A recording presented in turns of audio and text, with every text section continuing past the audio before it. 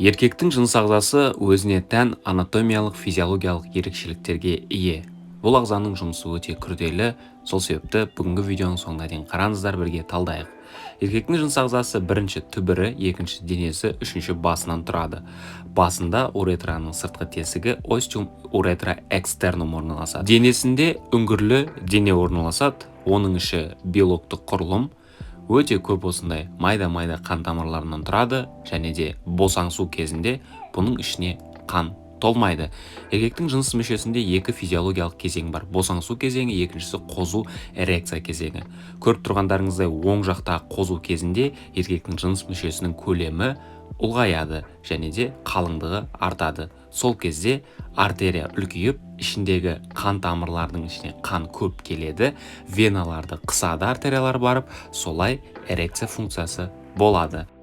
Физиологиялық бағыт бойынша түсінейік.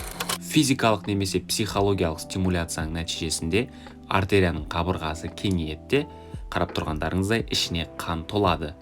Пещеристый тело үңгірлі дененің ішіне қан толып, жыныстық мүшенің көлемі артады, кететін вена қысылады. Ішінен қан қалып, жыныс мүшесінің көлемін ұлғайтады. Бұлай нормада жұмыс жасау қажет. Эректильді дисфункция кезінде артерияланың іші дұрыс қанға толмайды, веналық отток қысылмайды, солай эрекция болмайды.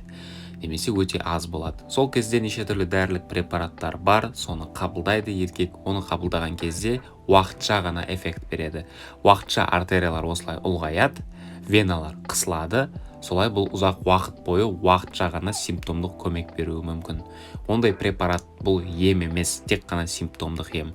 Эректильді дисфункцияның емі бар, емін іздеу керек, уақытында дәрігерден кеңес алу керек. Назарларыңызға көп рахмет. Видео пайдалы болған болса, лайк кнопкасын басып кетеміз. Сау болыңыздар.